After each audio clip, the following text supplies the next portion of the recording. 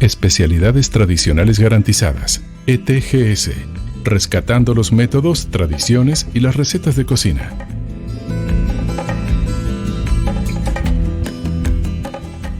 Panelistas: Ray Meloni, Indecopi, Perú. Mario Pomarés, Berenguer y Pomarés, España. Moderador: Arturo Telo, Estudio Osterling, Perú.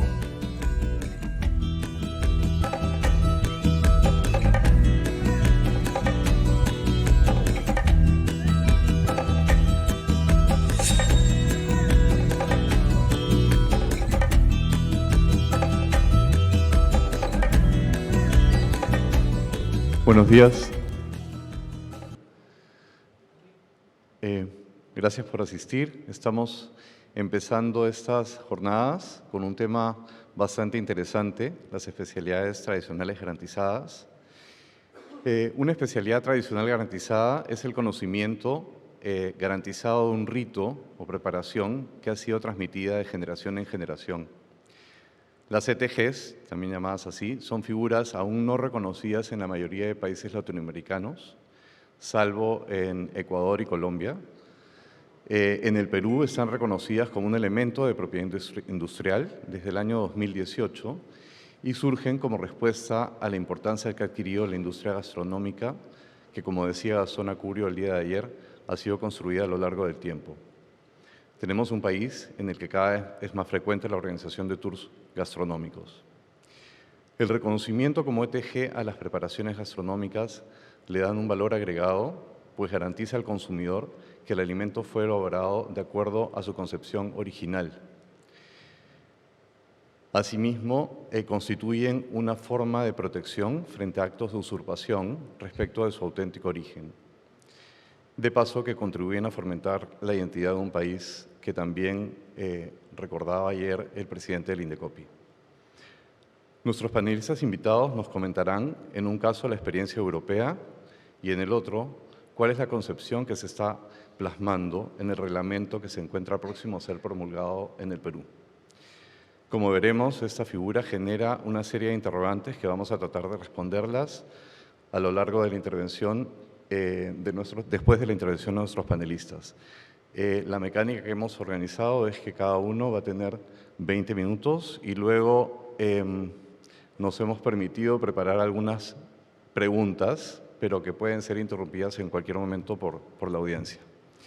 Sin más, paso a presentar a Mario Pomarés, licenciado en Derecho por la Universidad Miguel Hernández y Magíster Lucentinus en Propiedad Industrial, Intelectual y Derecho de la Sociedad de la Información de la Universidad de Alicante. Profesor asociado del área de Derecho Mercantil del Departamento de Ciencia Jurídica de la Universidad Miguel Hernández y profesor de Propiedad Industrial de distintos másters y posgrados.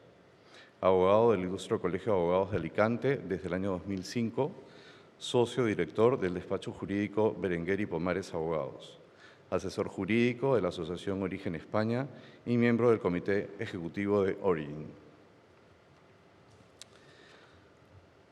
Ray Meloni, máster en Derecho con mención en Derecho Empresarial por la Universidad de Lima, obtuvo el grado de máster con la distinción Máster Summa Cum Laude, doctorado por la Universidad de Alicante, España. Ha seguido cursos de posgrado en Estados Unidos de América, Europa y Japón. Desde abril del 2014 a la fecha se desempeña como director y presidente de la Comisión de Signos Distintivos del Indecopi. Es vicepresidente del Comité de Propiedad Intelectual y Desarrollo y vicepresidente del Comité de Observancia de la Organización Mundial de la Propiedad Intelectual. Asimismo, es director de la Maestría de Derecho Empresarial de la Universidad de Lima y profesor de Propiedad Intelectual en diversas escuelas de posgrado del Perú y expositor internacional sobre temas vinculados a la propiedad intelectual. Empezamos con Mario.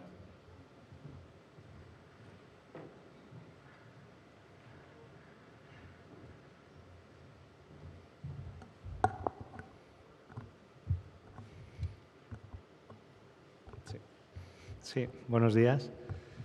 Bueno, muchas gracias a la SIPI por por invitarme y por permitirme hablar de esta cuestión, de las especialidades tradicionales garantizadas. Yo les voy a hablar desde la perspectiva de la regulación que hay de esta figura en la Unión Europea, que es una regulación que tenemos en el Reglamento 1151 del 2012, que es el mismo reglamento que protege las indicaciones geográficas y las denominaciones de origen. Es decir, está configurada esta figura como una figura para los productos, en este caso para los productos elaborados, para las recetas de calidad diferenciada. ¿Vale? Veremos las diferencias que hay con las denominaciones de origen e indicaciones geográficas, ¿vale? Porque no tiene exactamente la misma regulación en la Unión Europea.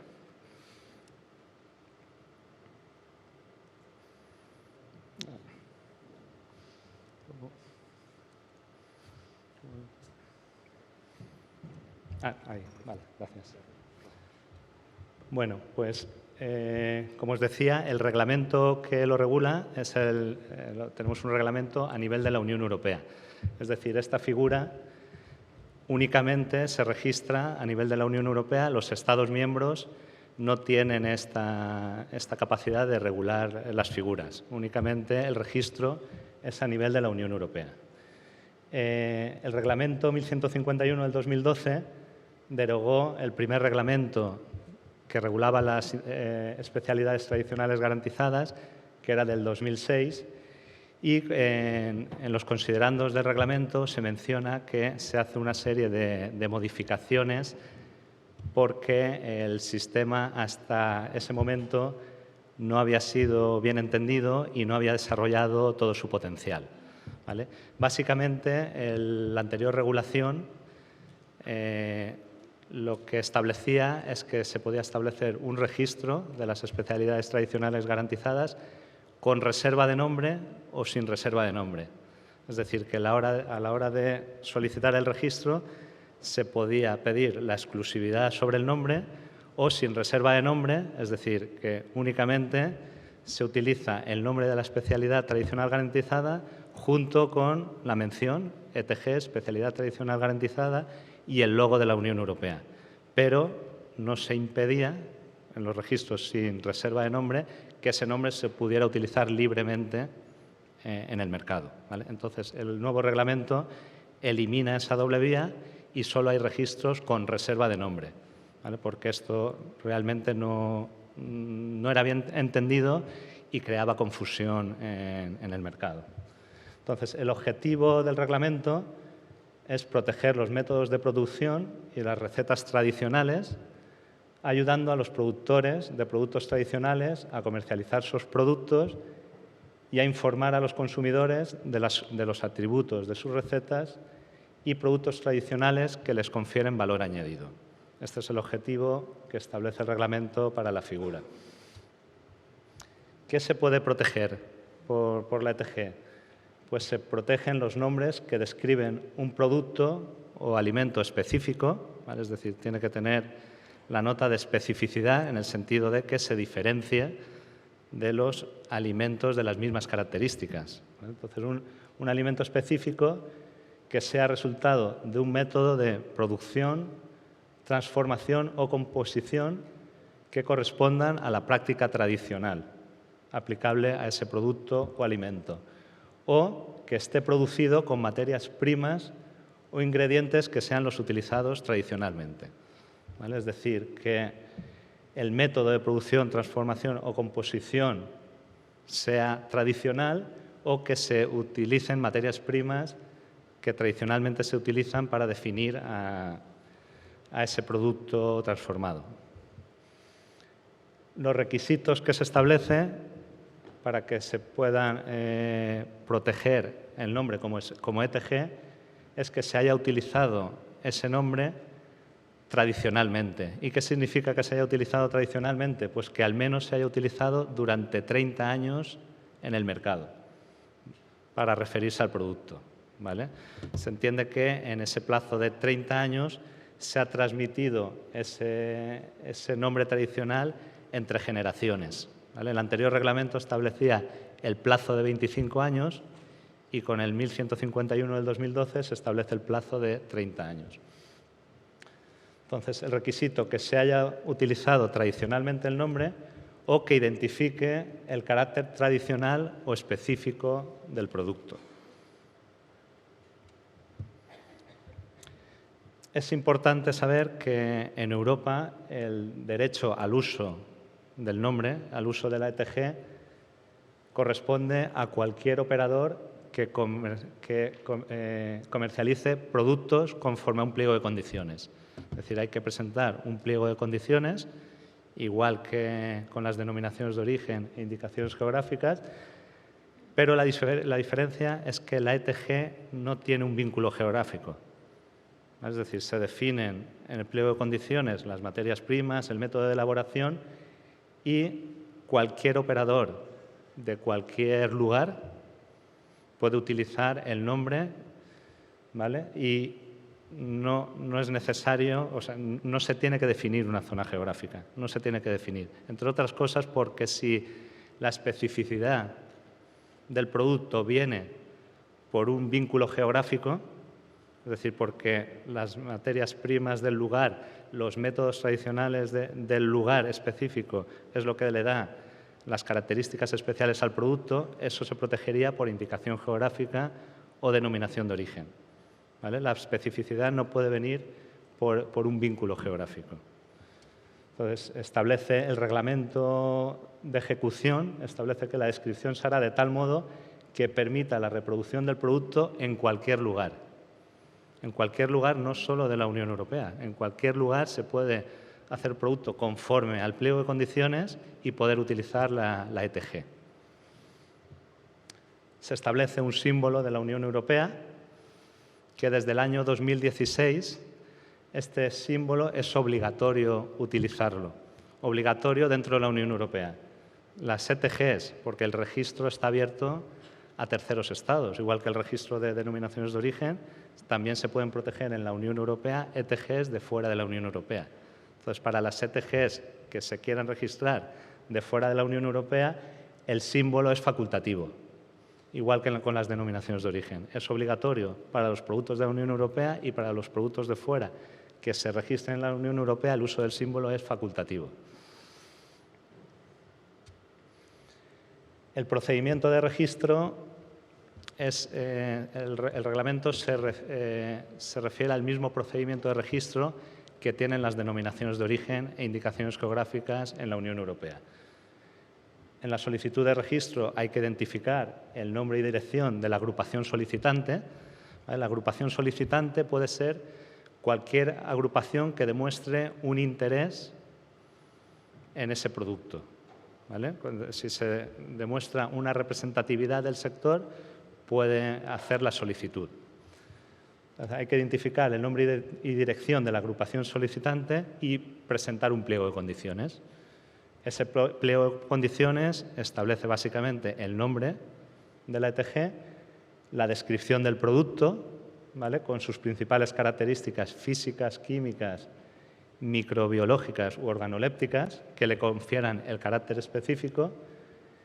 Se describe el método de producción, ¿vale? Con la naturaleza y características de las materias primas o ingredientes y el método de elaboración y los elementos esenciales que establecen el carácter tradicional del producto, ¿vale? Esto es básicamente lo que tiene que contener el pliego de condiciones. El procedimiento es el mismo, como os decía, que las indicaciones geográficas. Hay una fase nacional a nivel de Estado miembro de la Unión Europea, en la que se presenta la solicitud, a nivel de Estado miembro se publica y hay un trámite de oposiciones y con la resolución favorable del Estado miembro la envía a la Comisión Europea, ¿vale? A la Dirección General de Agricultura de la Comisión Europea, que es la que hace el examen y concede el registro, ¿vale? En el caso de ETGs de fuera de la Unión Europea, lógicamente no hay fase nacional, no hay que presentarlo en ningún Estado miembro de la Unión Europea, se presenta directamente a la Comisión Europea. En esa fase europea se realiza un examen por la Comisión que dura un plazo máximo de 6 meses. En el caso de las ETGs, la Comisión Europea sí que está resolviendo en ese plazo que se establece. En las denominaciones de origen el plazo está siendo bastante más lento. Se publica en el Diario Oficial de la Unión Europea el pliego de condiciones y hay un procedimiento de oposición. Las oposiciones las puede presentar cualquier interesado de cualquier Estado, ¿vale? Incluso de fuera de la Unión Europea pueden presentar oposición a esa solicitud de ETG. El procedimiento de oposición dura 3 meses. En el caso de que haya oposiciones, se establece un procedimiento de consultas interpartes, ¿vale? Para que se discutan las partes, la agrupación solicitante y el opositor, si llegan a un acuerdo. Y después de ese trámite hay una decisión de registro o denegación de la ETG. Entonces, las principales diferencias de la ETG con las otras figuras de calidad agroalimentaria que establece el reglamento de la Unión Europea, la primera es muy importante. Las ETG no son un derecho de propiedad intelectual. Las denominaciones de origen e indicaciones geográficas es un derecho de propiedad intelectual, está en los tratados internacionales como derecho de propiedad intelectual, se reconoce en el ADPIC y claramente es un derecho de propiedad intelectual, pero no las ETGs. ¿Vale? Las ETGs se regulan en la Unión Europea como una mención de etiquetado en los productos que tiene una protección, pero no como derecho de propiedad intelectual. Es decir, no hay un titular de esa ETG. La agrupación solicitante no es un titular de un derecho sobre la ETG, sino que es un grupo interesado en el producto que presenta la solicitud. De hecho, hay ETGs que se presentan por varias agrupaciones solicitantes, ¿vale? Entonces, no son un derecho de propiedad intelectual, no requieren un vínculo geográfico. De hecho, si la especificidad viniera dada por el vínculo geográfico, no podría ser una ETG, tendría que ser una indicación geográfica o denominación de origen. El alcance de la protección es menor, ahora veremos rápidamente el alcance de la protección, y es perseguible en la Unión Europea por vía administrativa, ¿vale? Pero no hay una protección, por ejemplo, en la vía penal, como existe para las denominaciones de origen. Estos son los símbolos de la Unión Europea para denominaciones de origen e indicaciones geográficas y para las especialidades tradicionales garantizadas, el de la izquierda. En la Unión Europea hay 66 registros de ETGs, frente a más de 3.500 registros de indicaciones geográficas y denominaciones de origen. Jamón serrano quizás sea la ETG con mayor volumen, más importante. Jamón serrano es una especialidad tradicional garantizada y ahora, desde hace pocos meses, han presentado el cambio a indicación geográfica protegida. ¿Vale? Es el primer caso en el que se ha solicitado un cambio de ETG a indicación geográfica. El territorio que se ha solicitado es España, ¿vale? Para la indicación geográfica jamón serrano. De momento no está todavía ni publicada a nivel de la Unión Europea, es decir, no se sabe si saldrá ese registro como indicación geográfica. Bueno, otras ETGs, pues pizza napolitana, por ejemplo. Esta es una de las ETGs que os decía que se solicitó sin reserva de nombre. Pizza napolitana, mozzarella también está solicitada sin reserva de nombre.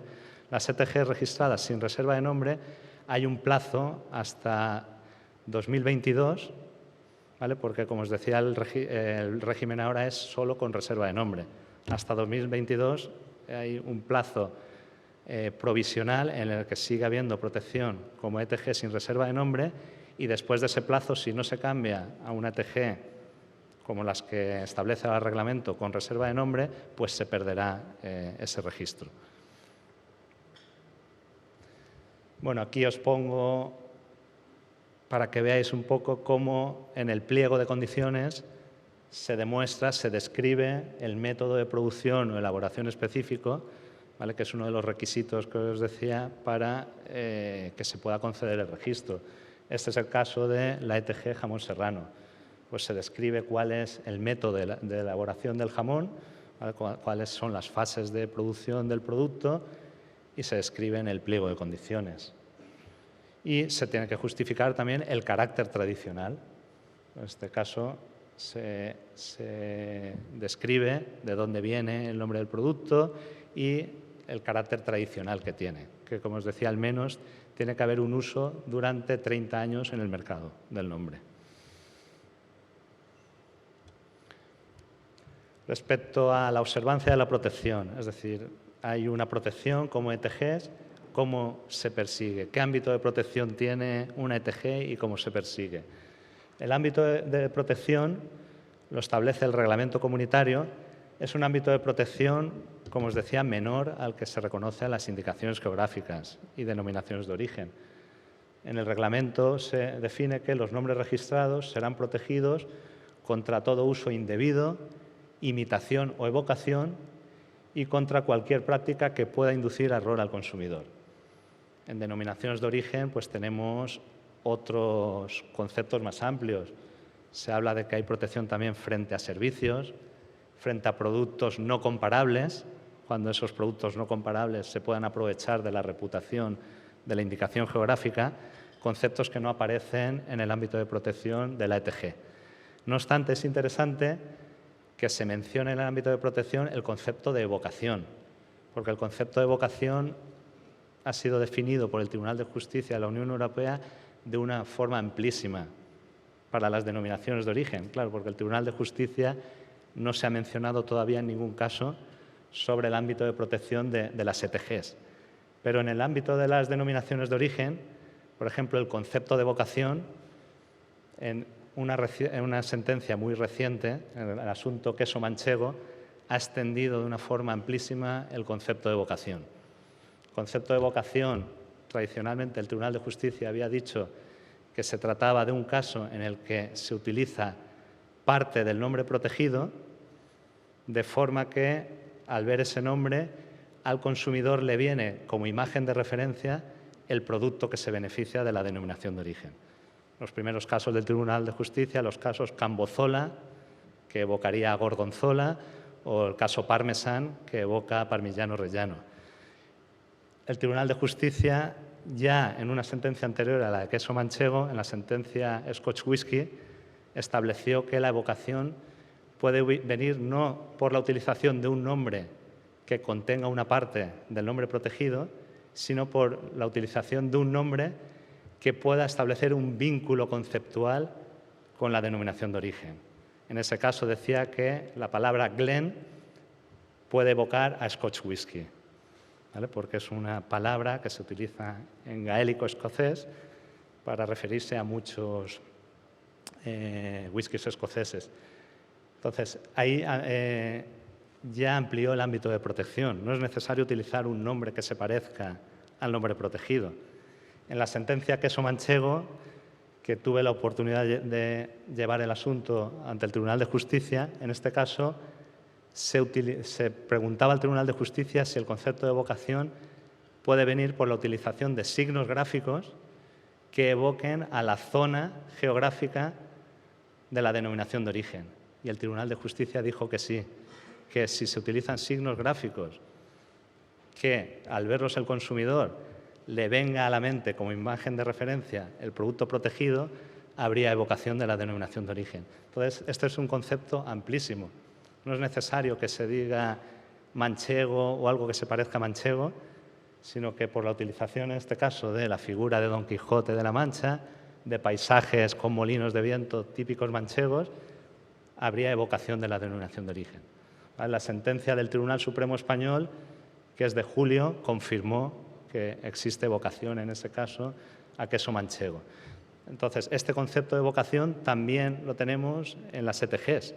Por lo tanto, una utilización aquí de la costa de Nápoles, por ejemplo, podría evocar a la pizza napolitana, si se utiliza esa imagen en el envoltorio, en la etiqueta de una pizza, ¿vale? O sea, el concepto de evocación es un concepto muy amplio a nivel de la Unión Europea.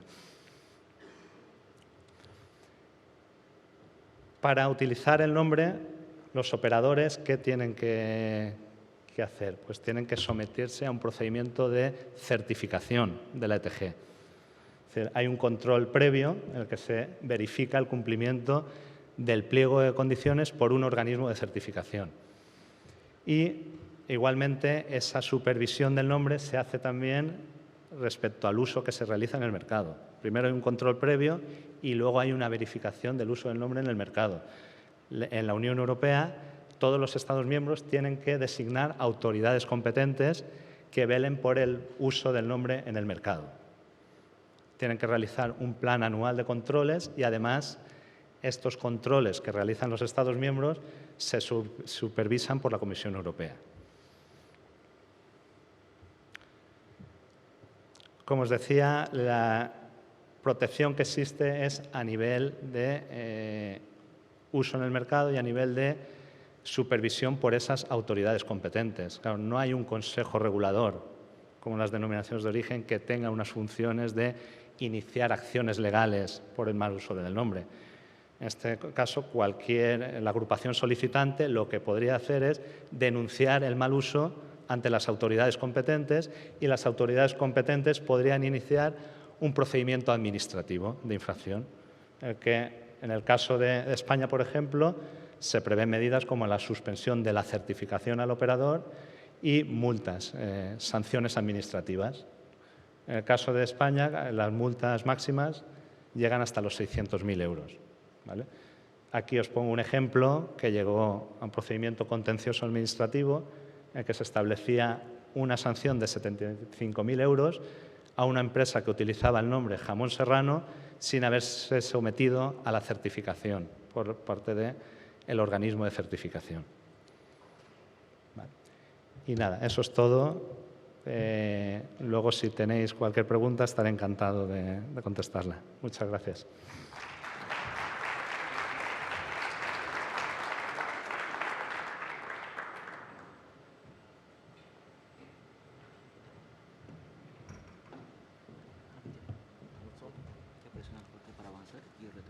Listo.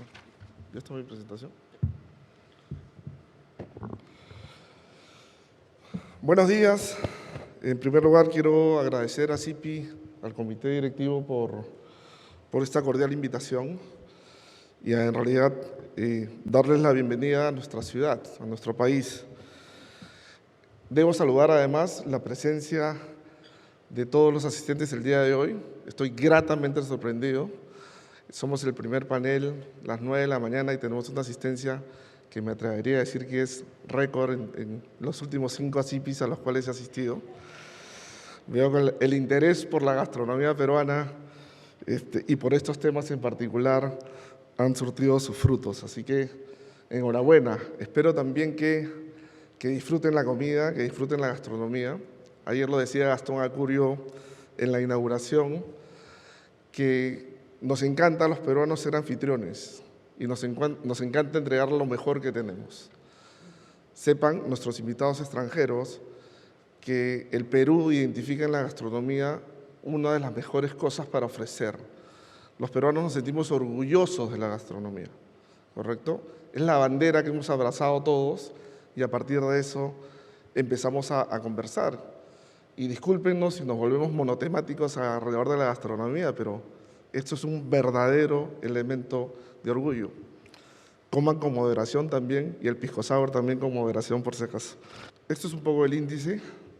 Vamos a hablar un poco del marco normativo y después de hablar, hablar después de Mario es complicado, porque finalmente la institución de las especialidades tradicionales garantizadas ha sido creada o diseñada en Europa. Nosotros lo que hemos hecho es adoptado de alguna manera un régimen que no es un mismo régimen, es distinto. Es un tailor-made, es un régimen hecho a la medida y a las medidas de las necesidades de Perú. ¿Por qué? Porque en realidad, ciertamente, nosotros entendemos que la propiedad intelectual es una herramienta de desarrollo económico y social para los países, para los pueblos. Igual entendemos que cada uno de los países impulsa las herramientas que considera necesarias. Esto, y ahora voy a mostrar un poco en cifras, la gastronomía peruana es un sector importante en términos económicos para nuestro país. Yo ahora lo voy a demostrar, ¿no? Un poco el marco normativo. La primera diferencia van a ver ahí que para nosotros es un elemento de la propiedad industrial. será cuestionable o no, y luego sobre eso con seguridad vamos a poder debatir, pero nosotros consideramos que es un elemento de la propiedad industrial. ¿Qué es una ETG? Y aquí es importante empezar a definir algunas cosas, ¿no? Recuerden el video, y en el video van a escuchar cosas como tradición, cosas como mezcla, cosas como fusión, cosas como creatividad y cosas como amor. Y efectivamente eso es un producto o es un nombre que designa un producto agrícola alimenticio, ¿correcto? Y esta es una definición muy parecida a la que presentaba Mario en su exposición, esto sí lo hemos seguido, que en realidad no está abocado a un origen geográfico en particular, sino que es una receta tradicional o un plato tradicional. Vamos a definir a continuación qué entendemos nosotros por tradicional. ¿Qué se entiende en realidad? Tradicional para nosotros es, esta es otra diferencia también con lo establecido por la Unión Europea, es una práctica que venimos desarrollando durante los últimos 20 años, ¿correcto? Tradicional para el Perú será aquello que se demuestre que se viene elaborando dentro de nuestro país por un periodo mínimo de 20 años. ¿Qué más tenemos aquí? Las ETG van a, o son una herramienta que va a permitir la diferenciación y va a permitir de alguna manera generar competitividad de algunos sectores importantes para el Perú, como la gastronomía y el turismo. Es importante que sepan que en el Perú, obviamente, esto ya es algo conocido, tenemos una política pública, estamos a punto de aprobar una política pública para promover el uso intenso de los elementos tradicionales de la propiedad intelectual. Esto es los derechos de autor, vamos a promocionar el tema de patentes y, cómo no, el sistema de marcas. Sin embargo, también tenemos un plan para promocionar herramientas elaboradas en forma ad hoc para promover lo que es la gastronomía. Y aquí venimos haciendo varias cosas. Es bueno que sepan también que el Perú ha presentado un proyecto ante la Organización Mundial de la Propiedad Intelectual, hablo de la OMPI, para vincular los elementos de la propiedad intelectual con la gastronomía y el turismo. Estos dos, porque obviamente, ya les digo, son sectores importantes para el país. Y esto es inédito. En la OMPI uno no encuentra cómo alguien o algún país ha podido vincular hasta ahora gastronomía, turismo y propiedad intelectual. Esto obviamente es un gran desafío y también una gran responsabilidad, porque entendemos que detrás de nosotros hay muchos países, seguramente gran parte de ellos latinoamericanos, que identifican que estos sectores económicos también son muy importantes. Y si todos convenimos que la propiedad intelectual es una herramienta de desarrollo económico y social, que la propiedad intelectual busca a través de la exclusividad generar mayor valor y a partir de este valor poder generar beneficios a los pobladores, a nuestros pobladores, a nuestros conciudadanos, entonces es un desafío y una obligación muy importante. Miren, por favor, las cifras del turismo en el Perú, ¿correcto? El Perú es un país minero, de acuerdo con las cifras económicas que manejamos, pero también el turismo está generando muchos ingresos económicos. Si sigue esta tendencia, digamos, creciente, si se mantiene, seguramente en algunos años, en algunos pocos años, el sector turismo va a ser mucho más importante en términos económicos que la minería en el Perú. Y obviamente el turismo, sabrán ustedes, y la gastronomía genera muchos más puestos de trabajo porque hay mucho más desarrollo de valor agregado en el mercado de los servicios que en el mercado de la exportación de los commodities, las materias primas, como son los minerales. Entonces, la apuesta del Estado peruano es por desarrollar un régimen que potencie las mejoras comparativas y competitivas que tiene nuestro país. Entonces, miren que el 82% de los vacacionistas considera que el Perú es un destino gastronómico y valora la gastronomía y la comida tradicional del Perú, ¿correcto? hay gente, hay turistas que llegan al Perú exclusivamente a hacer turismo gastronómico. Esto es, llegan a Lima solamente a comer. Esto es algo que las cifras nos sorprenden y nos sorprenden gratamente. Y miren los volúmenes de negocio que tenemos aquí. ¿Qué es lo que queremos generar? Es un impacto positivo. O sea, entendemos en el Perú que la marea alta levanta todas las naves y queremos desarrollar rutas turísticas, círculos virtuosos a partir de un elemento tan importante como la gastronomía. Y obviamente estamos aprendiendo mucho de nuestros amigos europeos que desarrollan rutas turísticas alrededor de algún plato gastronómico en particular. Entonces, lo que queremos es que la gente venga al Perú y tenga la posibilidad de comer, disfrutar y que además esa comida esté garantizada. Luego voy a demostrarles cómo pretendemos que además esta garantía de la gastronomía podamos extenderla fuera de las fronteras del Perú y ese es un gran desafío. ¿Quién es el titular? Esta es otra diferencia, de acuerdo con el sistema europeo. El titular en el Perú es el Estado. ¿Y por qué hemos pensado que es el Estado? Porque la verdad no tenemos todavía un tejido empresarial lo suficientemente cohesionado y robusto que impulse a través de las especialidades tradicionales garantizadas este desarrollo. Esto lo hace el Estado, lo lidera el Estado porque identifica o entiende que esto va a ser una herramienta potente. La competencia se la ha asignado la ley al INDECOPI porque de alguna manera tenemos o recaen en el INDECOPI algunas actividades de promoción de los distintos elementos de la propiedad intelectual. ¿Quiénes van a poder solicitarlas? Obviamente cualquier, digamos, interesado que se dedique directamente a la producción, elaboración o transformación de los productos agrícolas o alimenticios y obviamente el Estado, ¿no? Hemos tenido ya varias mesas de trabajo con sectores interesados y vamos viendo cómo se ha despertado este interés por el reconocimiento de las especialidades tradicionales garantizadas.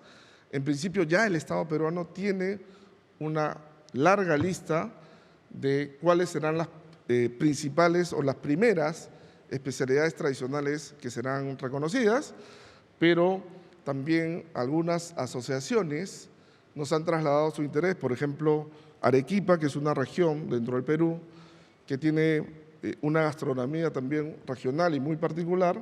Hay una asociación de algo que se llama picanterías, que es una manera tradicional de elaborar la comida típica en Arequipa.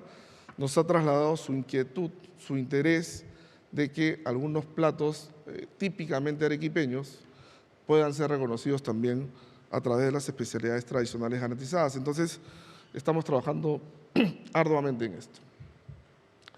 ¿Qué se puede registrar como ETG? Ya lo hemos dicho, un nombre que describe un producto agrícola o alimenticio y que sea el resultado de un método de elaboración, producción, transformación o composición que corresponda a la práctica tradicional aplicable a ese producto. Este producto con materias primas o ingredientes que sean los utilizados tradicionalmente. No es cualquier producto, como decía Mario, ¿no? Es un producto que tiene una tradición que se ha sostenido a través del tiempo. Que obviamente puede ser, estos son unos ejemplos, platos preparados, cervezas, bebidas alcohólicas, un sinnúmero, es una lista meramente enunciativa, no taxativa, de cosas que vamos a poder ir protegiendo a través de ETGs. ¿Qué no puede ser declarado como ETG? Y esto es bueno saberlo también, lo que no se ajuste a la definición, que es lo primero, sean contrarios al orden público, esto es un tema sensible también para todos, y finalmente aquello que afecte un derecho de propiedad intelectual protegido o inscrito previamente, ¿no? No queremos crear conflicto con algunos otros elementos de la propiedad intelectual y por eso expresamente en el reglamento hemos excluido este tipo de productos. Es bueno que sepan que si bien ya el Estado peruano a través de una ley ha reconocido las especialidades tradicionales garantizadas, el reglamento que aprueba la regulación de este importante instrumento, entendemos será prepublicado para comentarios en algunas semanas, luego lo cual esperamos su pronta aprobación. ¿Qué más tenemos? El pliego de condiciones, ¿no? Que esto es un poco lo que describe al detalle qué es el elemento tradicional o cuál es esta práctica que debemos proteger o a dónde nos estamos dirigiendo, ¿no? Esto es un poco también tomado de la legislación europea, casi hay plena coincidencia, donde debe haber una descripción del producto, una descripción del método, para que le quede claro a todos, sobre todo los terceros o los que quieran utilizar este elemento. ¿Qué más? Un poco el procedimiento de registro, que es también, o entendemos nosotros que debe ser pero muy rápido y muy ligero, ¿no? Lo primero que, bueno, ya saben que las solicitudes pueden ser presentadas de parte o de oficio también. Lo que tenemos que presentar o acompañar a la solicitud, obviamente, es el pliego de condiciones, cuáles son las características de determinada especialidad tradicional garantizada. Luego tenemos hay un examen muy rápido de forma, el INDECOPI revisa el cumplimiento de los requisitos. Luego tenemos una etapa de 15 días si es que hubiera algún tipo de subsanación y luego hacemos una publicación en la Gaceta Electrónica del INDECOPI para oposiciones de terceros. Se publicará una sola vez y habrán 10 días para publicar, digamos, o para que terceros puedan formular oposición. Luego de esto, 10 días más para resolverlo, se realizará un examen de fondo y finalmente tendremos la decisión de conceder el derecho o el reconocimiento sobre la especialidad tradicional garantizada. Obviamente tiene una vigencia es atemporal, va a estar reconocida, mientras que obviamente desaparezcan las condiciones del reconocimiento. Esto siguiendo un poco más o menos el régimen de las indicaciones geográficas. Bien, y acá sí también hay una diferencia cuando hablamos de uso y protección. ¿Qué es lo que pasa? Hoy día, claramente ya los restaurantes en el Perú, los restauranteros, los cocineros, los chefs, se han apropiado, obviamente, de algo que es parte de la cultura viva del Perú, que es la gastronomía. Y todo el mundo, obviamente, utiliza los nombres de estos platos tradicionales. Esto va a seguir sucediendo de la misma manera. Cuando nosotros hagamos el reconocimiento de una especialidad tradicional garantizada, vamos a establecer claramente cuál es la receta tradicional de un determinado plato. Y esto será reconocido a través de una especialidad tradicional garantizada. Los cocineros, los dueños del restaurante, que en sus listas, en sus cartas, en sus menús, quieran utilizar este sello que se aprobará para tal efecto, podrán hacerlo. Cuando utilicen el sello, van a tener que cumplir el pliego de condiciones. El que no quiere cumplir el pliego de condiciones es libre de seguir llamándole al producto como desee. Pongamos el ejemplo del ceviche peruano. Ustedes se dan cuenta que en todas las cartas, casi obligatoriamente, después de que te ofrecen pisco sour, te ofrecen ceviche. Ok, hay una lista o se publicará la especialidad tradicional garantizada, cuál es la receta tradicional del ceviche peruano. Aquel dueño de restaurante o aquel chef que quiera poner en su carta y utilizar ceviche peruano, especialidad tradicional garantizada, tendrá que cumplir con el pliego de condiciones. La supervisión es ex post. Esto quiere decir que lo podrá utilizar libremente. Si es que el INDECOPI, después de una verificación posterior, verifica que algún restaurante utiliza ceviche peruano al costado de especialidad tradicional garantizada o del sello y no está cumpliendo con el pliego de condiciones, obviamente lo va a sancionar. Pero el que no quiere utilizar el sello, porque le quiere poner ceviche o su interpretación del ceviche peruano, lo va a poder usar. Es libre. Lo que no puede usar es el sello. ¿Listo? De tal suerte que esto no frena de ninguna manera la mixtura, la creación, la fusión, esto que con tanta creatividad han desarrollado nuestros chefs. Eso es, en resumen, el sistema, ¿no? La observancia, bueno, recae también en el INDECOPI. El INDECOPI va a ser el encargado de llevar adelante la observancia y obviamente, ya les digo, en la medida en que alguien no cumpla, que utilice el sello y no cumpla con el pliego de condiciones, pues podrá haber una sanción, que puede ser en términos económicos una multa.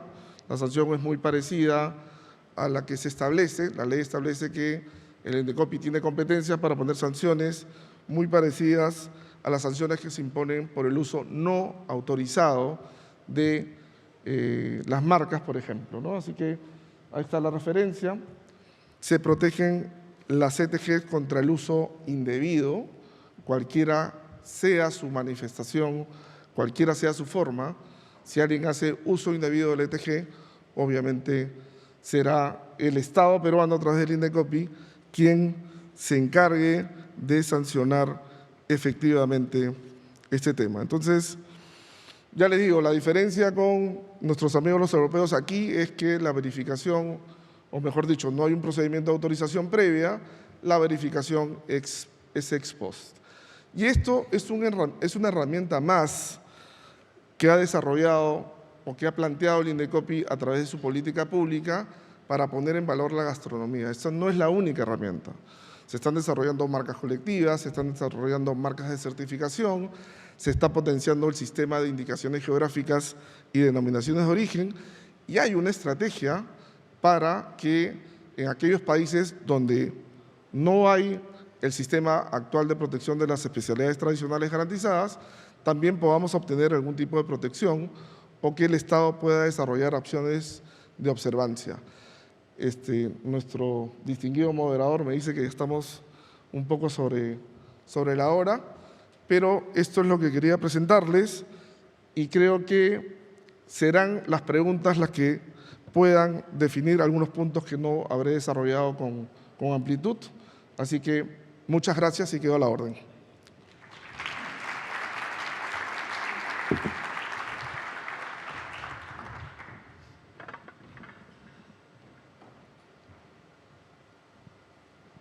Gracias, Mario. Gracias, Rey. Muy claros ambos en sus exposiciones.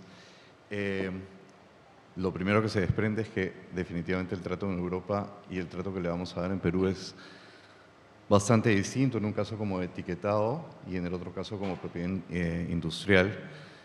Sería interesante saber qué inconvenientes le ves tú, Mario, al trato de estas ETGs como propiedad industrial.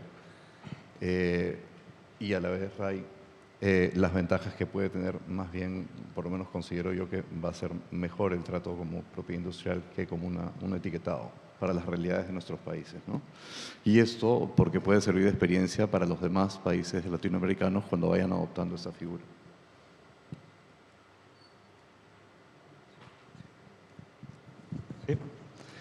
Sí, a ver, bueno, yo realmente inconvenientes no le veo inconvenientes. Le veo que desde el punto de vista de protegerlo como propiedad industrial es una protección mayor. Es una protección que permite actuar de forma más eficaz frente al mal uso del nombre en el mercado.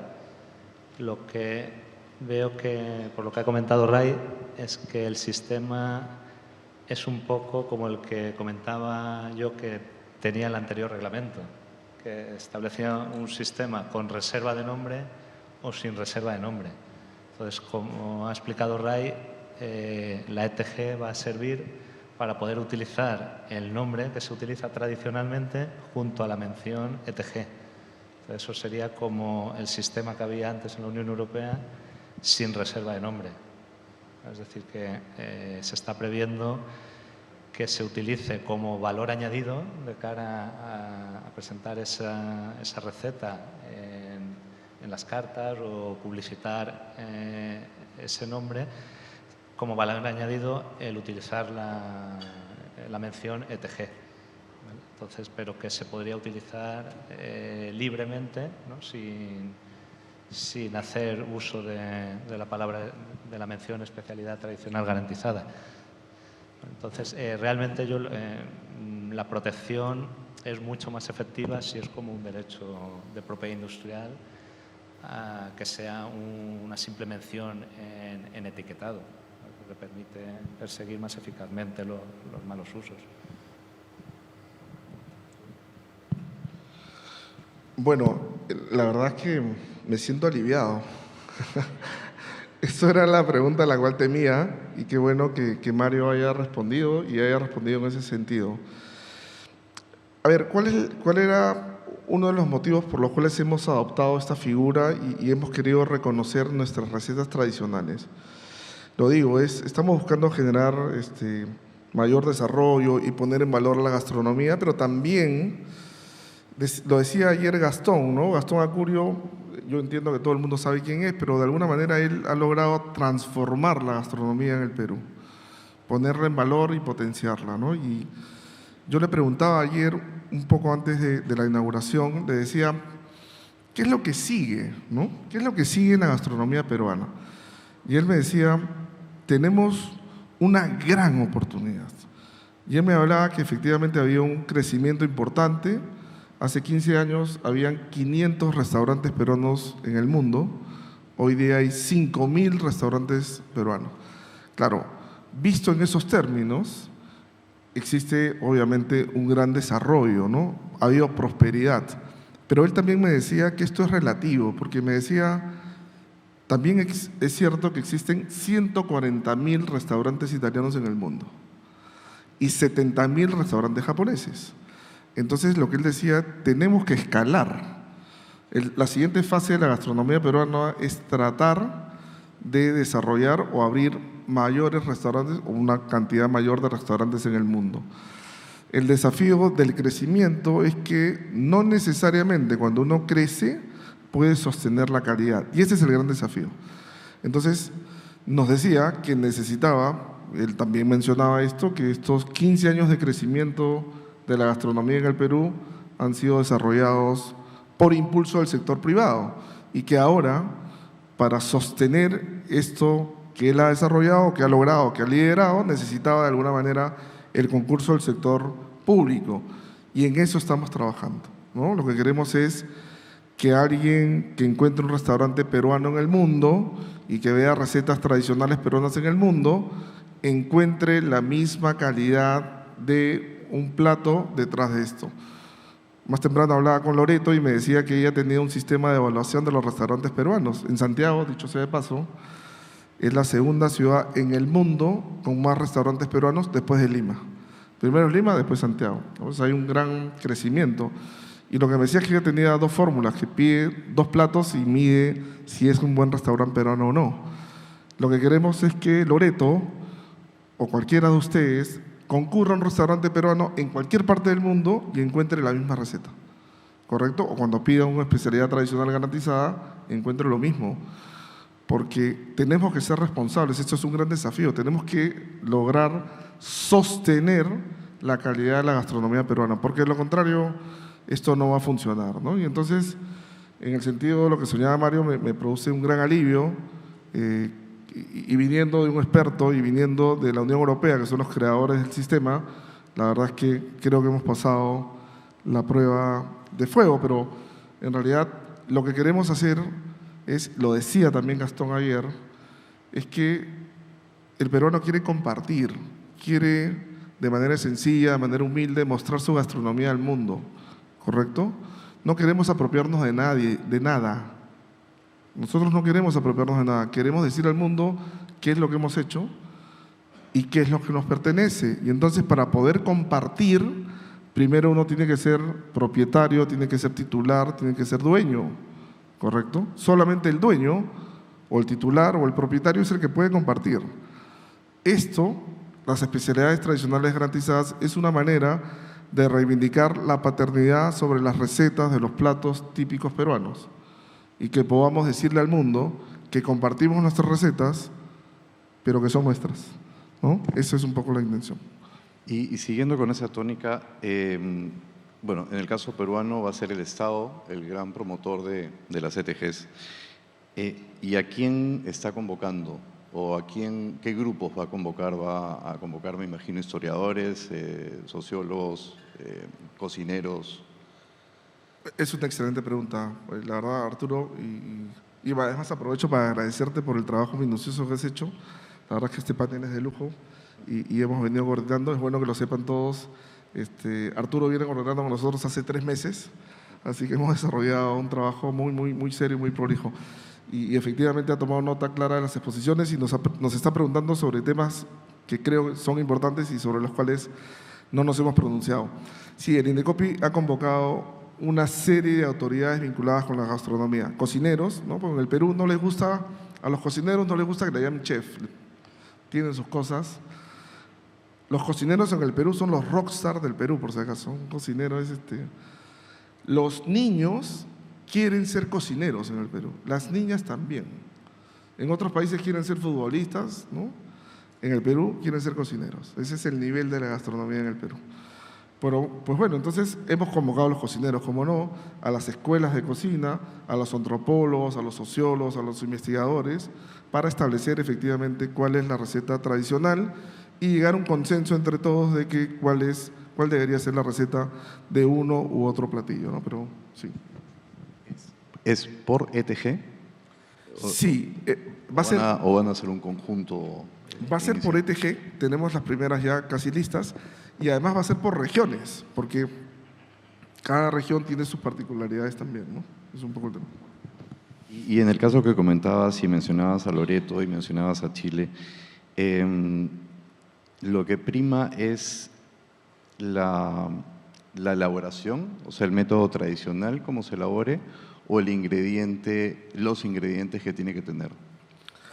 A ver, yo estoy convencido que las locomotoras jalan vagones, ¿no? O sea, en realidad, cuando uno le pregunta a un cocinero cuál es el éxito por ejemplo, de preparar un ceviche, la respuesta te va a decir, primero, que el cocinero tiene una técnica extraordinaria, ¿no?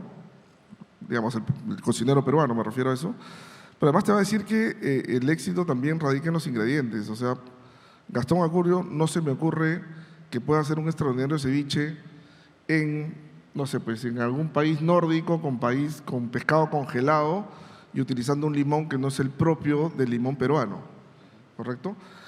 Claro, si la pregunta es, ¿se va a poder distinguir en Noruega, ¿no? Por citar un país, ¿podrá haber un restaurante peruano que utilice especialidad tradicional garantizada? Claro, la idea es que consiga el pescado correcto y además utilice el limón peruano. Y esto nos va a ayudar a lo siguiente, es que vamos a empezar a exportar no solamente productos.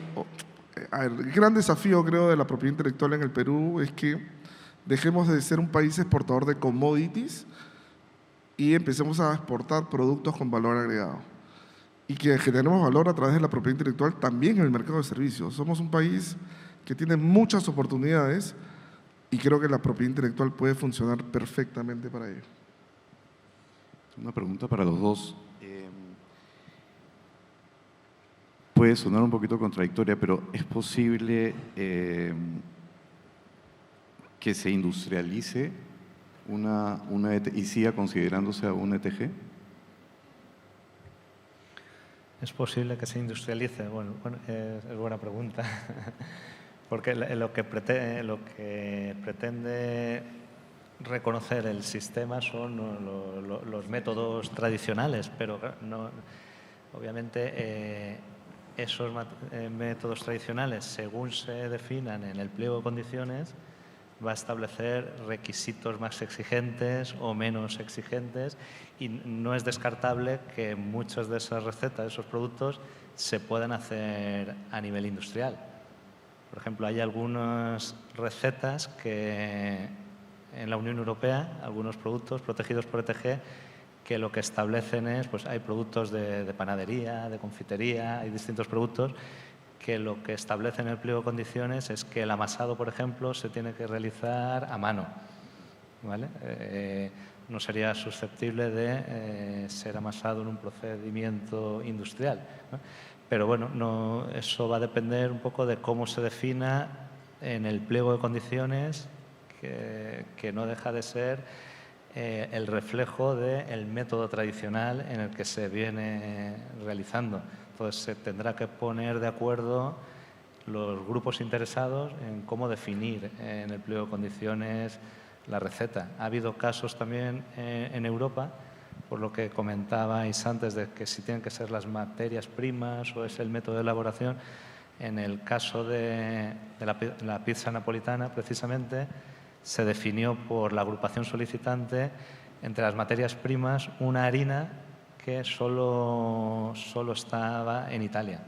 Y hubo una oposición de Alemania y finalmente se llegó a un acuerdo y se puso en el pliego de condiciones que podía ser cualquier tipo de harina, no solo la harina que está en un único Estado miembro, en este caso Italia. Entonces, bueno, va a ser un poco de cómo se defina en ese pliego de condiciones la forma de elaboración tradicional del producto. Lo preguntaba, perdón, Ray, lo preguntaba porque ya en el Perú está ocurriendo que algunos platos, no son OTG, todavía no tenemos ninguno reconocido, pero se están incluyendo en enlatados, ¿no? Entonces, eventualmente las industrias alimenticias, muchas de ellas exportan productos, podrían empezar a exportar, o sea, una fuente de riqueza también, de ingresos, productos que sean ETG, que vayan con esa garantía, saliéndonos un poco del lado de los restaurantes y de la parte gastronómica, ¿no? Típica de un restaurante. Sí, mira, mientras, a ver, en principio no está prohibido, ¿no? Con lo cual eso ya es un avance. Mientras respondía Mario, yo trataba de imaginar qué producto o qué receta peruana podría ser elaborada a nivel industrial y decía, bueno, se me ocurre que la chicha morada, no sé, ¿no? Empezar a elaborar chicha morada a nivel industrial y exportarla. Hoy día uno ya encuentra en algún supermercado la chicha morada lista para servir o la esencia de chicha morada, con lo cual esto es una herramienta que busca cuidar de alguna manera o establecer un nivel de la gastronomía peruana y asegurarla, certificarla. Yo creo que habría, uno, no está prohibido y dos, habría que ver puntualmente si se podría hacer de acuerdo con la naturaleza del producto, pero en principio creo que sí, no habría problema. Quizás no los platos, porque definitivamente un preservante ya le quita la parte de la receta original, con lo cual va a ser bastante selectivo. En el caso de una preparación que esté reconocida, una ETG que esté reconocida en un país y otro Estado le dé, también son territoriales, ¿correcto? En el caso peruano va a ser territorial. ¿Right? Sí. Entonces, Sí. si es que esto va hacia otro país en que también reconozca a la misma especialidad, a la misma ETG, ¿cuál es el proceso para solucionar el conflicto? ¿Agregándole el nombre del Estado? O Sí, lo en refería. países latinoamericanos, perdón, tenemos Sí. muchos platos en común, ¿no? Sí, yo lo refería hace un momento, ¿no? Sí, somos conscientes de que, por ejemplo, el ceviche no es un plato exclusivamente peruano, ¿no? Todos los países que tenemos costa, todos los latinoamericanos tenemos un ceviche. En el caso del ceviche está claro que el distintivo será ceviche peruano. Eso creo que tenemos una receta y creo que hemos posicionado a nivel internacional una forma de hacer el ceviche que es peruano, que es distinto al ecuatoriano. Ojo, no estoy diciendo que sea mejor, ¿ah? Esto es sin pretensiones, digo, es distinto. Una cosa es el ceviche ecuatoriano o el colombiano, otra cosa es el ceviche peruano. Lo haríamos de esa manera, ¿no?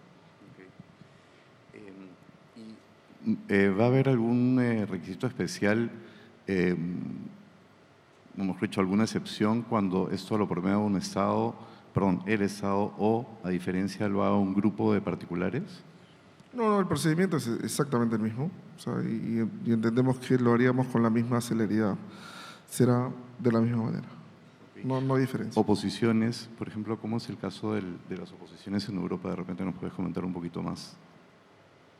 Bueno, en Europa hay primero una fase de oposiciones a nivel nacional, es decir, la agrupación solicitante lo solicita en su estado, ¿vale? Y ahí hay un plazo de oposición y luego hay una decisión a nivel nacional y esa decisión lo que supone es remitir el expediente a la Comisión Europea, que lo publica, y hay también plazo de oposiciones.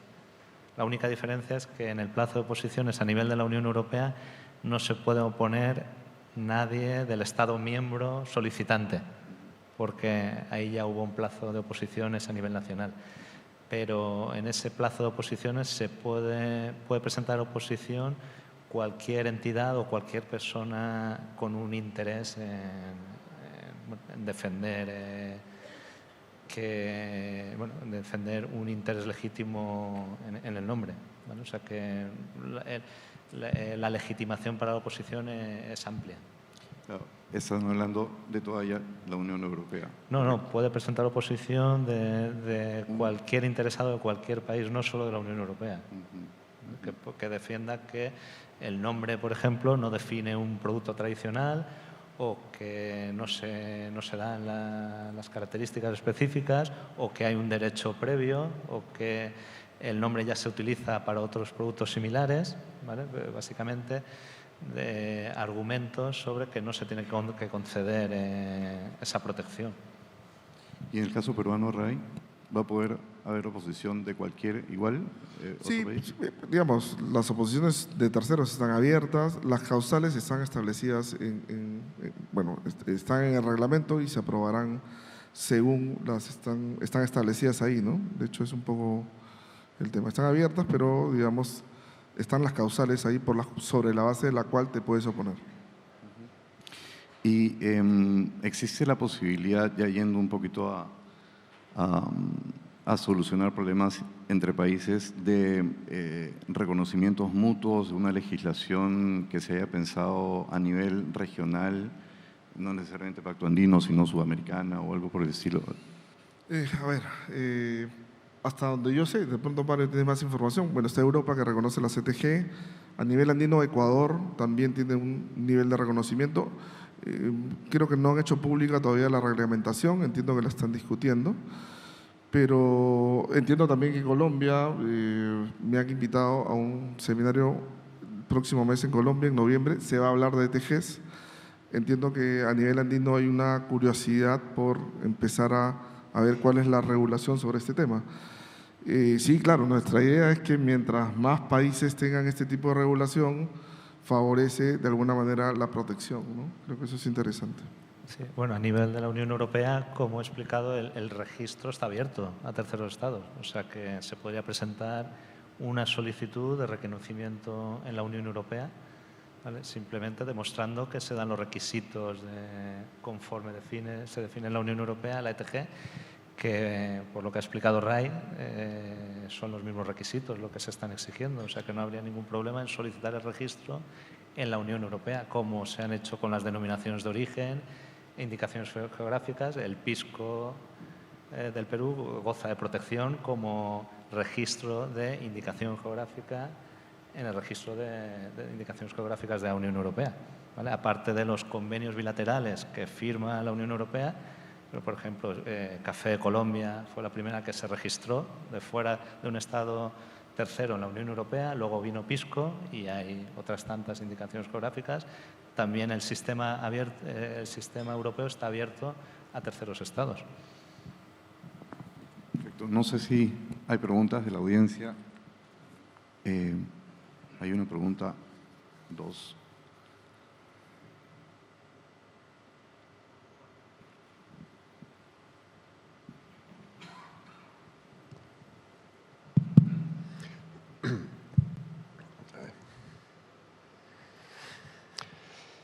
Gracias, Arturo.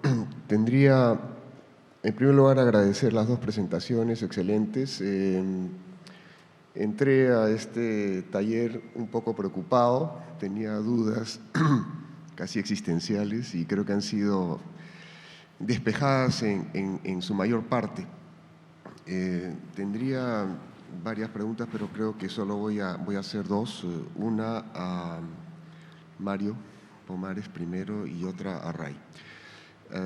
A Mario la pregunta es si sabe por qué en la Unión Europea se optó por,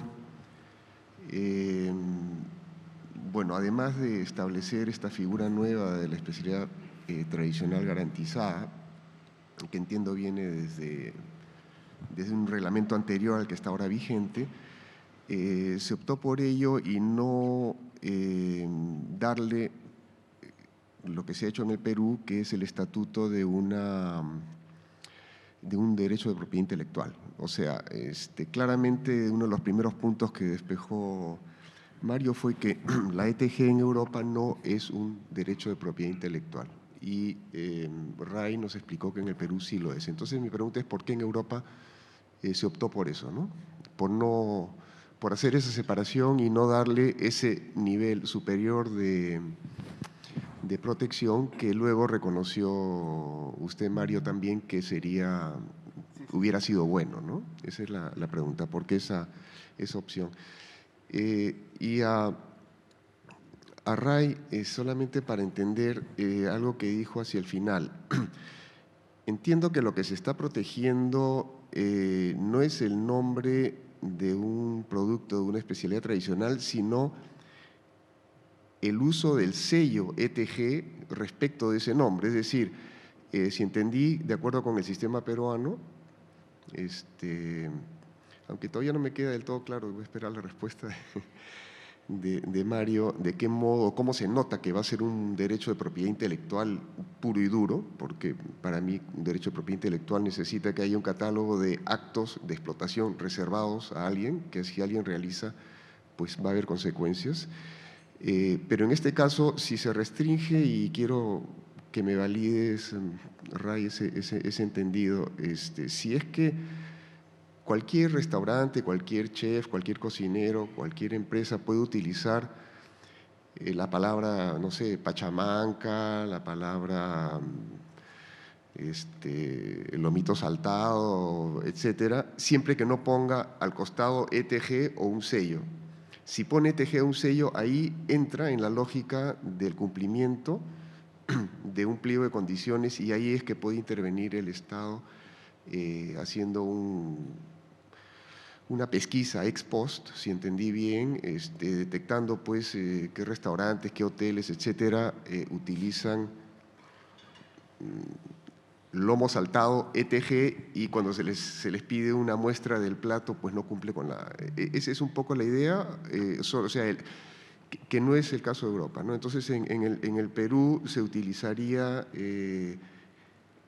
la observancia solo en los casos en que se agregue el sello, que no sé si es un sello figurativo como el de Europa, en todo caso la idea de que es una ETG, no así el nombre simple. O sea, ceviche peruano no está protegido, ceviche peruano ETG puede someterse a una… Esa es la idea.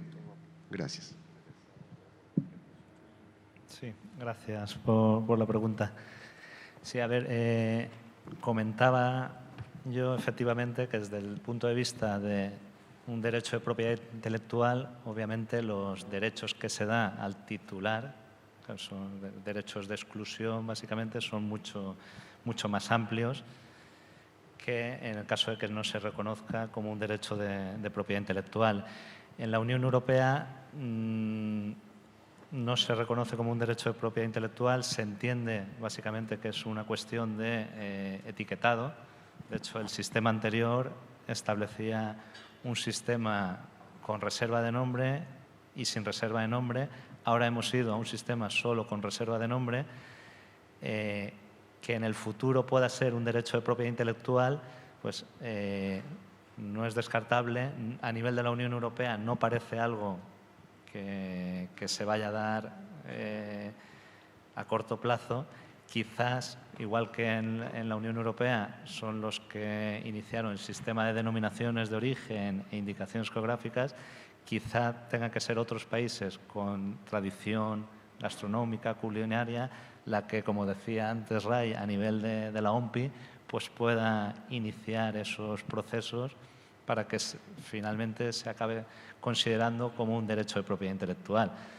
A ver, obviamente un derecho de propiedad intelectual pues supone una exclusiva, supone cuestiones de libre competencia que pueden entrar en conflicto, y entiendo que no es tampoco una cuestión pacífica de que haya un titular o un grupo de productores, de elaboradores que puedan monopolizar el uso de ese nombre. Pues a nivel de la Unión Europea pues no se ha reconocido como derecho de propiedad intelectual porque se ha visto que puede plantear problemas de libre competencia, de monopolización del nombre. Entonces, se ha establecido como un requisito, una cuestión de etiquetado, igual que hay otras menciones de etiquetado en la Unión Europea, productos de montaña, ¿vale? Se regula el uso de palabras como ecológico, que también se tienen que someter a certificación, igual que estas cuestiones, pero que no otorgan un derecho de exclusiva como los derechos de propiedad intelectual. Pues, como decía, quizás sea algo a liderar por otros países que puedan liderar ese proyecto.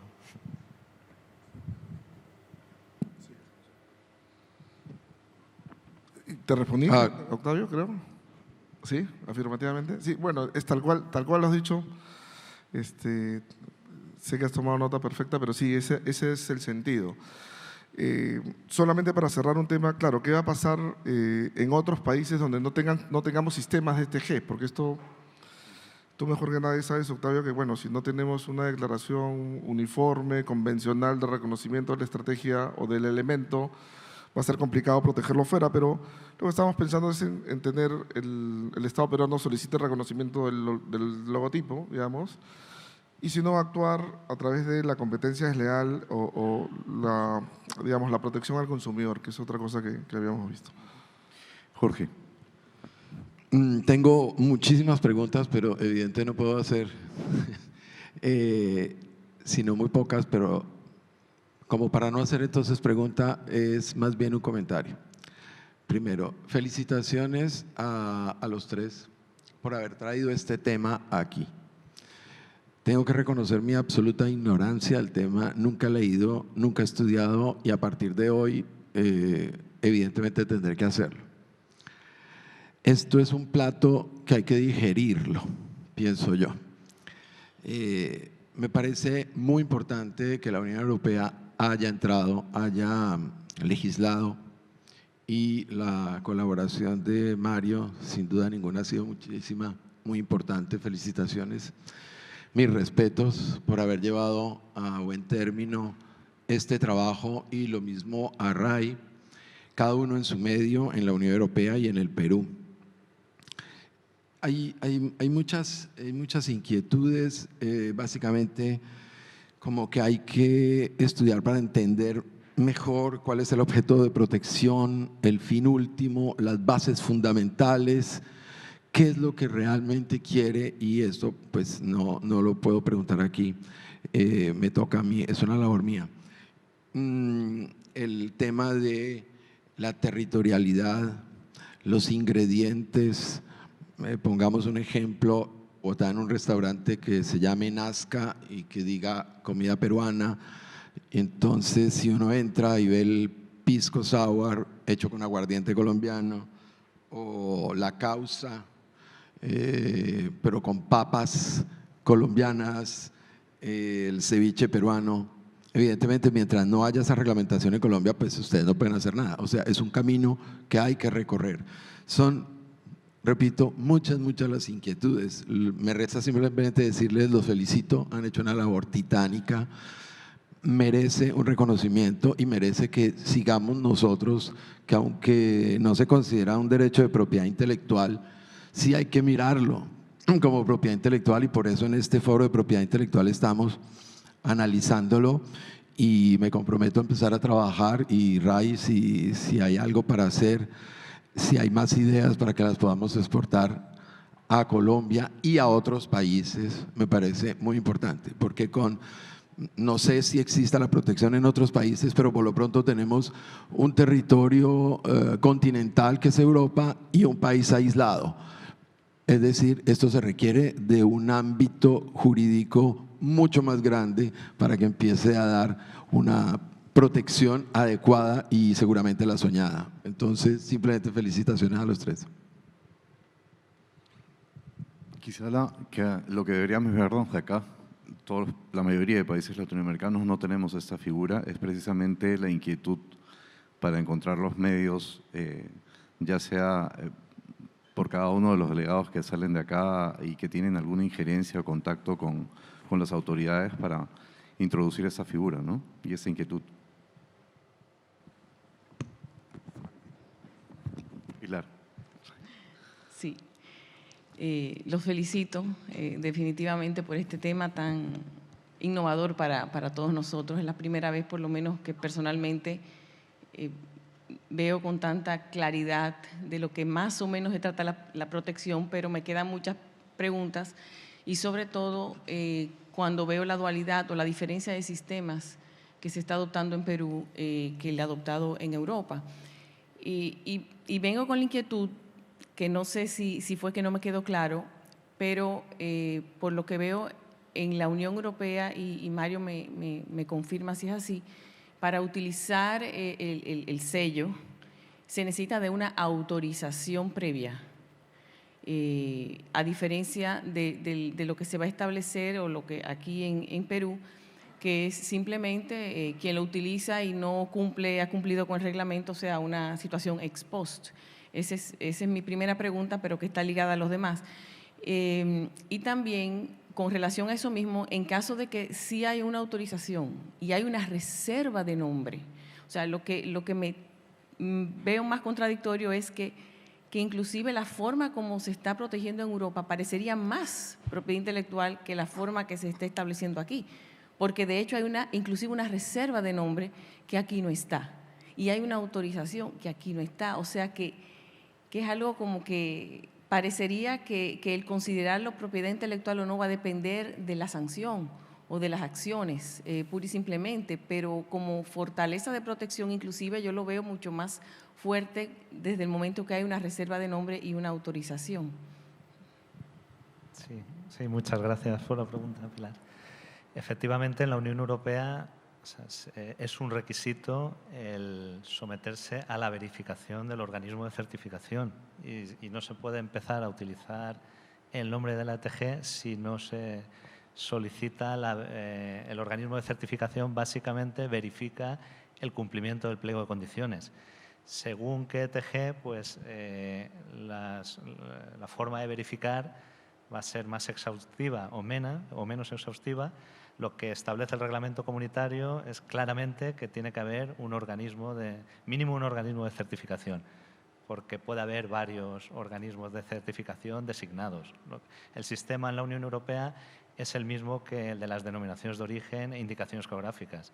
Previamente a usar el nombre hay que someterse a la verificación del pliego de condiciones. ¿Quién realiza la certificación? Un organismo de certificación que cumple con una normativa de calidad y se le autoriza como organismo de certificación del pliego de condiciones de la ETG. Establece también el reglamento comunitario que los costes que suponga esa verificación se puede establecer que los soporten los operadores, que es lo que suele pasar, los operadores lo que pagan es lo que cuesta ese procedimiento de verificación, ¿vale? Que suele ser una verificación previa de que se vea que se cumple con el pliego y luego someterse a auditorías periódicas, ¿vale? En eso consiste la verificación. La diferencia aquí es que no hay un organismo de gestión como lo hay en las denominaciones de origen, que en las denominaciones de origen tenemos las dos vertientes, el organismo de certificación, que es el Consejo Regulador, y el organismo de certificación, que puede ser el Consejo Regulador o puede ser una entidad certificadora externa. Aquí solo tenemos la certificación.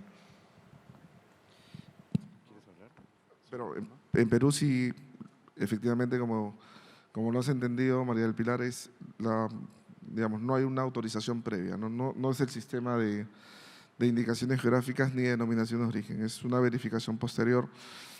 Sería bastante complicado hoy día decirle a todos que pasen por el aro, cuando en realidad ya lo vienen haciendo. La gastronomía peruana ya está posicionada. Lo que queremos es garantizar y escalar este tema a nivel internacional. Es un poco el tema. Bien, es un gusto que haya generado tantas preguntas en la gente. Desafortunadamente vamos a tener que cortar. Hay una última pregunta de Luis Alonso. Sí, muchas gracias. Más que pregunta, una pequeña reflexión. Primero, felicitar al Indecopi por tener esta iniciativa, ¿no? Sin embargo, a mí me preocupa mucho esta tendencia sobreregulatoria que está teniendo el Estado en general, ¿no? Y de alguna manera entra ahora el tema de la cocina, que es un tema que hay que tener en cuenta, porque el Estado en realidad no participó de todo este boom gastronómico. El boom gastronómico se llevó a cabo por la iniciativa privada en estricto. Entonces, sí hay que tener mucho cuidado con eso, porque el éxito de esta figura que ha sido creada y que está ya en una norma, va a estar dada en función a que la puedan utilizar. Y por lo tanto, mi reflexión es importante crear los mecanismos para incentivar el uso adecuado de estas figuras, porque de lo contrario, si es que no se utilizan, podría terminar siendo un incentivo para complicarle la vida a los platos típicos peruanos en todo caso. Me pongo un ejemplo, o me estaba pensando si es que siendo el Estado el que garantiza, va a tener que exigir que se pongan los octógonos, por ejemplo, junto con con el sello con el sello que está planteando el Indecopi, pregunto yo, siendo el Estado el que controla estos temas. De repente podría ser mucho más conveniente para un restaurante utilizar o no utilizar estos sellos y simplemente vender un producto como peruano. O sea, creo que hay un tema bien importante que hay que cuidar y es el tema de la sobreregulación que hoy día de alguna manera está ajustando en general a los países y la participación del Estado en todo caso, ¿no? Arturo me pregunta si él contesta, pero yo contesto porque he sido aludido de alguna manera. Creo que Luis Alonso se ha levantado reflexivo hoy día, me parece bien. No, Luis Alonso, no hay sobreregulación. Esto finalmente es una herramienta de la propiedad intelectual de aplicación voluntaria. ¿Listo? Esto, el que quiere se somete, el que no quiere no se somete. Y lo que busca es, de alguna manera, crecer. O sea, esa es la intención. Luego, si se aplican octógonos o no, lo cierto es que esto en principio no será para un elemento, para productos envasados. Es un plato, piensa en un plato tradicional de la gastronomía peruana. O sea que no creo que haya sobreregulación, esa no es la intención. La intención es facilitar el comercio, garantizar y establecer un estándar a la calidad de nuestra gastronomía, no solamente dentro del Perú, sino a nivel internacional. Pero tomo con agrado tus preocupaciones, las tendremos en cuenta, pero créeme que por ahí no van los tiros. Quédate tranquilo. Yo creo que como en todo va a tener que haber un equilibrio, pero creo que deberíamos comprar el producto viéndolo desde el punto de vista del refuerzo de la identidad de nuestro país y también de los mismos cocineros que se van a ver reconocidos haciendo un plato como una ETG, aparte de sus propias versiones que puedan tener. Es un tema que va a reforzar, yo creo, como país, como Perú, como ciudadanos. Bueno, hay una pregunta al fondo, no sé si…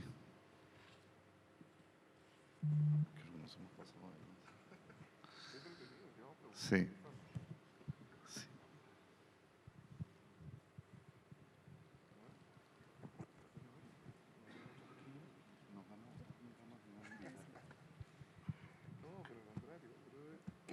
Buenos días, disculpe por esta pregunta, pero mi duda iba por el tema que si se busca hablar como ETG las recetas, los métodos y los platos para reforzar la gastronomía peruana. Entonces, no sé si se habrán podido dar cuenta que cuando prueban un plato en Perú es distinto a cuando lo prueban en otra parte del mundo, así sea la misma receta o los mismos insumos, tiene un sabor distinto. Entonces, este sabor podría ser registrado por parte de la propiedad intelectual, industrial o qué es lo que pasaría con este tema cuando se trata de sabores distintos, pero el método es el mismo y los ingredientes también. ¿Esto podría perjudicar el tema de la gastronomía? A ver, pongamos un ejemplo. Yo no me atrevería a afirmar categóricamente que utilizando la misma receta con los mismos ingredientes el resultado sea distinto. Y me pongo el ejemplo del pisco sour, ¿no? Uno sabe, bueno, desde niño a nosotros nos enseñan la tabla de multiplicar a los peruanos y a continuación nos enseñan a preparar el pisco sour. O sea que la receta el peruano la sabe. El éxito, y hacía referencia al pisco sour, es que, claro, tenemos que tener el pisco, ¿no? Y tenemos que tener el limón, ¿correcto? El huevo no es determinante, obviamente, pero el pisco y el limón sí. Si uno no consigue el limón peruano, que además ya está esto científicamente comprobado, que tiene un nivel de acidez que está por encima de cualquier otro limón de la región. ¿Listo? Eso está. Entonces, cuando a ti te invitan un pisco sour, no sé si en Ginebra, no sé, en Marruecos o en Sri Lanka, y no te gusta, es por dos cosas. Uno, no están usando pisco, y dos, no están utilizando limón. Pero a los que hemos tenido la posibilidad de alguna vez vivir fuera, estudiar fuera y tal, y hemos preparado pisco sour, claro, si conseguimos el limón y obviamente alguien nos llega el pisco o compramos el pisco en una tienda, el pisco sour, créeme, que es exactamente el mismo y tus amigos se van a vacilar tanto como se vacilan en el Perú. Gracias. Depende de la mano que lo prepare también, pero en fin, va a ser el mismo. Bueno, ya ahora sí tenemos que terminar. Les agradecemos mucho haber estado presentes y a estos dos panelistas de lujo que hemos tenido acá.